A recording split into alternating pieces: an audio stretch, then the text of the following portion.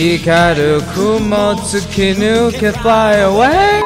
As many of you already know, food is a major element in Dragon Ball Z due to the Saiyan biology and the author's appreciation for eating. Today we'll try to recreate some of Goku's favorite dishes. I think he likes dinosaur meat the best, but even my radioactive butcher shop doesn't carry that. My best guess is that he likes braised pork hock as the main dish, or any large meat with a bone in it. As for carbs, he usually goes for fried rice or dumplings. We'll cook these 3 dishes following Chinese recipes, as the original Dragon Ball and Z were heavily influenced by Chinese culture, and Goku's main provider, Chi-Chi, is an ethnically Chinese princess. I assume that from her fashion, name, and the way she pressures her son. So let's get started with our first dish, red braised pork hock. Right off the bat, I couldn't find pork hock, so we're using pork shoulder. It's a lot cheaper than I expected, $7 for such a huge chunk of meat. We want a good amount of skin on it, because after braising it's gonna become almost like jelly, melt in your mouth type of thing. The wrinkly part is probably the armpit, so put some deodorant on it. Upon inspecting the skin, I do see some dirty spots that we need to clean off before braising. From the few videos I've watched, people clean it by torching it completely and then scraping it off. You'll see what I mean.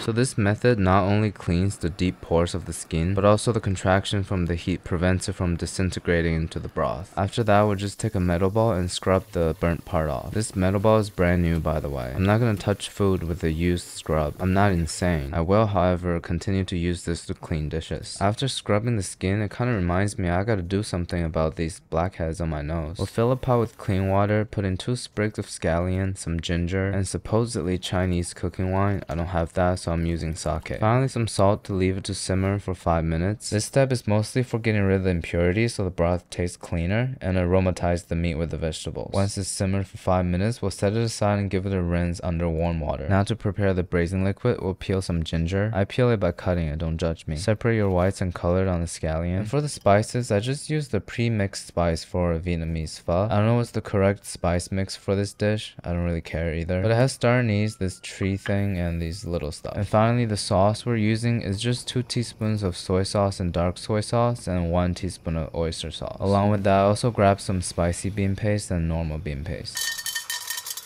That was rock sugar, by the way. We're gonna make an oil caramel base.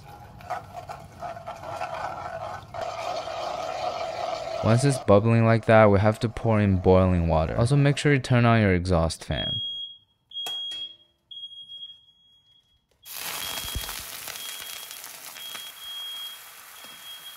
This step is mostly for the color and that shiny look at the end. When the sugar is this caramelized, the sweetness is significantly reduced. Back to the pot again, we're gonna fry up the other element of our braising liquid. The ginger scallion, we're adding spicy bean paste and that's sweet bean paste. We're gonna stir fry a little bit to activate its flavor, and doing the same thing to the spices as well. Pouring the sauce we made earlier, stir it together, and that's our braising liquid. That gross looking thing is just a piece of meat I trimmed off to get it fit into this pan. Right now I have a slight suspicion that I put too much spice in it, because we're about to braise this pot for 3 hours and about 1/3 of it is spice. Too late to do anything now, so I'll put it on low heat and let it simmer. One of my favorite aspects of Dragon Ball is the naming system of the characters based on food. Let's start with the easy category. Saiyans is rooted in the word yasai, which means vegetable. So Kakarot is obviously carrot, maybe that's why he's orange. Vegeta, my son, the planet, or me? Yes. Nappa, Raditz, Broly, and asparagus. Moving on to our favorite villain, the CEO of the biggest intergalactic real estate company, Freezer, Cooler, and Ice Cold. They're men. I guess the acquisition teams are fruits and dairy products, like Dodoria, named after Dorian. I am a woman! Ginyu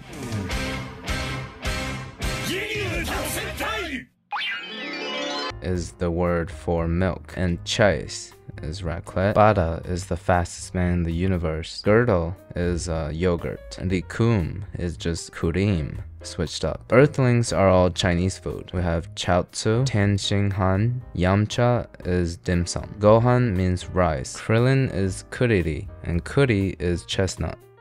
Toriyama grew up in a small rural village. His peaceful lifestyle gave him an extraordinary love for life and nature. Even though Dragon Ball evolved into a galactic warrior anime with the storyline thematically revolving around conflicts, pain, and death, he still managed to plant seeds of these comedic, light-hearted details throughout the series to make us smile. We'll learn more about his life at the end of the video. Now back to cooking. So I went away to study for an hour while my roommate made himself dinner in the kitchen. Not only did he not clean up after himself, I came back to this. What a considerate young man turning off other people's braising pork hock. I guess it's time to stay up late. As you can tell, it's the next day. We're first gonna take out the meat and then drain the spices. This liquid is gonna be turned into a sauce at the end. Goku's meat is usually sticking out of a bush of vegetables, so I'm just gonna go with broccoli here. We'll put the meat right in the center of the plate. To be honest, I am very turned off by the appearance of this piece of meat. It doesn't look really good. I tried to recreate braised meat from Dragon Balls, but accidentally ended up in Rick and Morty when they went to the post-apocalyptic version of Earth and barbecued up human biceps under radiation. But I still believe that our sauce is gonna save the day. While stirring on high heat, I'm pouring in not milk, but a slurry consists of water and cornstarch. We'll pour enough of it to make it shiny and thick like this. Now I'll ladle the sauce on top of the meat to give it that reflective, shiny look. Like a plastic toy. It does look a little better, but just like me with sunglasses, it can't hide the ugliness. It is uncomfortably jiggly. I'm gonna optimistically assume it's very tender. Moving on to the next dish. I guess we talked about this before. These are baos, because it's leavened dough with filling. Unleavened dough with filling will be dumplings, and leavened dough without filling will be buns. I listed the ingredients on the screen, and once it comes to a shaggy dough, we'll just let it rest for about an hour or so. The most classic would be a ground pork filling. We have about half a pound here. To that we're gonna add chopped scallion, grated ginger, white pepper, dark soy sauce, oyster sauce, and finally some sesame oil. To mix it together, our goal is to emulsify all the liquid vegetables and the pork fat. A good way to get the best texture is to slap it. Agitation aids in emulsification. At this point, our dough should be doubled in size and ready to work with. It's really sticky because we made a wet dough, but I'll explain to you the benefit of being wet later. We'll roll it up into a tube and divide it up into even pieces. Then we can fold it a little bit and roll it into a ball. Just to be clear, I don't know what I'm doing here. I added this step because I always see people online doing it. Now we'll put a decent amount of filling in the center and start wrapping it up. We want to pinch and pull the wrapper with our right hand. While rotating, we'll push down the filling with the thumb of our left hand. And because of the wet dough is very soft, so it makes it easier for us to pull and enclose the dumpling. Wrapping the meat completely is the most important step to protect ourselves from unwanted consequences. I'm getting a little ambitious, so I'm gonna overload it this time. You see how it doesn't really matter how big you roll the wrapper, because you can always stretch the close without breaking it. Now let's put these evenly sized buns away and time to introduce the brand new cooking equipment. Bamboo steamers. If you're worried that your food doesn't look Chinese enough, just put them in this thing. We also need some steaming paper to prevent sticking. We'll arrange all the baos into the basket, stack them up, and let it rest for another 15 minutes. After the final rest, there's just slightly puffing up a little bit. Now all we have to do is place it on top of boiling water, set a timer for 15, and when it hits 15 minutes, we'll turn off the heat and set another timer for 5. Time to appreciate how smooth and round they are. They look like they've been bullied. Thanks to this steaming paper, they didn't stick to the basket at all. Now we just have to carefully remove it.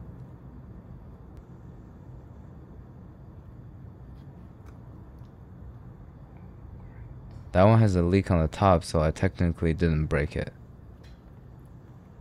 You fucked up! Well, since it's already open, let's just give it a taste.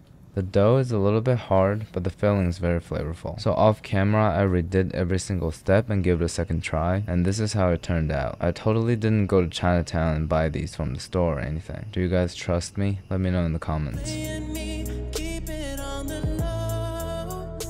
Egg fried rice is quite a sensitive topic on YouTube. Besides Uncle Roger's overall supervision, people grew up eating it are emotionally attached. So I'm gonna give it my best effort here, and you guys can tell me how much respect you've lost for me in the comments. I don't have leftover rice, so time to get creative.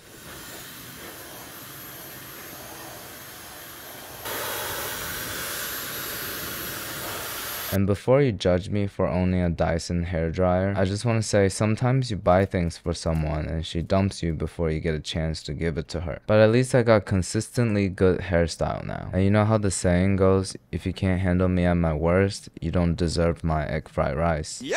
After careful examination of this horrible gif, it looks like the fried rice Chi-Chi's holding has shrimps in it. So first step is to defrost some shrimp that expired last December. Then we'll coat the small chunks in cornstarch. This is gonna preserve moisture when cooking. Now to go above and beyond to add that umami, I also soak some dried scallops. We're just gonna hand shred it into these thin little strips. I have some frying oil left from yesterday, so we'll just quickly fry the shrimps at 350. This is the best way to make the shrimps tender and juicy, and it only takes about 30 seconds. With all the components ready, let's get to the frying part. With the hot wok, a little bit of oil, maybe a little more.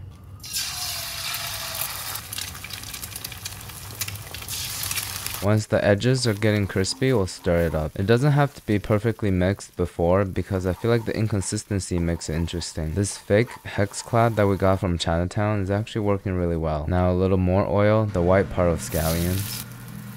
We'll lightly toss the shrimp and scallops to crisp it up. After putting in the rice, our main job is pretty much just declump it. Maybe tossing is the best practice, but the total weight of this is probably 10 pounds. That's twice more than I can lift. Putting in a lot of you know what to make you all happy. Add back in the eggs and keep trying to declump it. You see how I'm trying to push it and spread the grains out? But when I start to assume that I'm succeeding, I'll flip it over. They all clumped up again on the bottom. Is it my problem or the pan's problem? Let me know in the comments.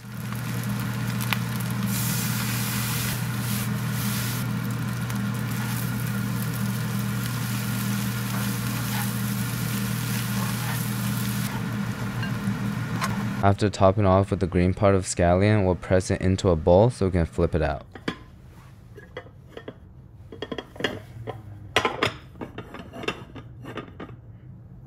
Nice job, team. Very nice. That marks the completion of our feast. So we have the fried rice here and the plant versus zombie and the buns that I totally made by myself, you know? What do you think? I think it's starting to give Dragon Ball vibes. This is also what I imagine I would be offered by a grandma in Hong Kong if I visit her house. Now let's get to the tasting. Supposedly it's so tender that we can cut it with a pair of chopsticks.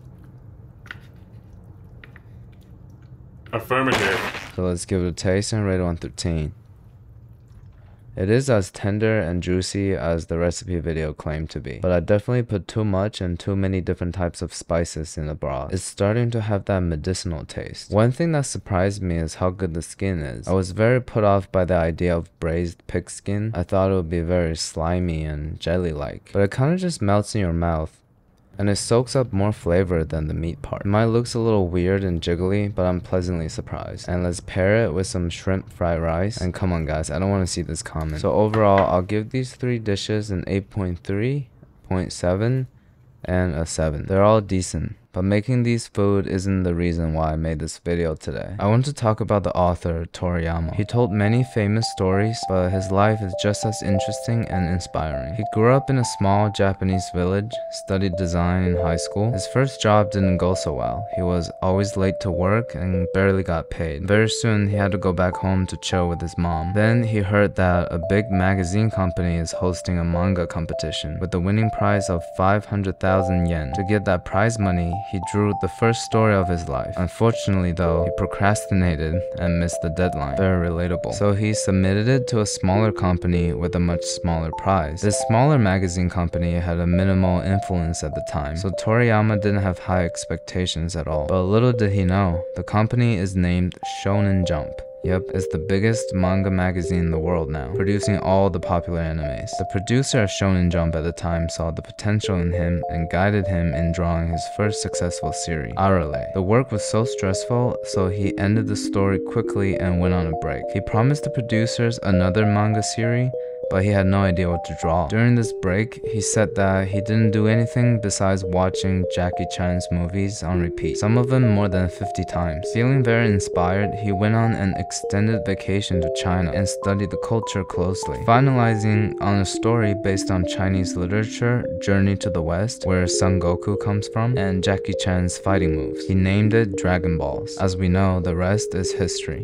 Dragon Balls have influenced so many of us over the past 40 years. One of my favorite lessons I learned from Goku is that he doesn't train for pride or to defeat others. He simply just enjoys the process of getting stronger. Based on my channel analytics, most of us are fairly young, so our path to achieving our goals is slow. filled with immense pressure and fierce competition. Might seem suffocating at times even. I hope, like Goku, we can focus on the journey of becoming better instead of getting results. Because in the end, martial art is not about fighting against others. It's a battle within yourself. The story of Toriyama has ended, but our stories continue. Let's honor his legacy by remembering all the lessons we learned from his work. Alright, thank you.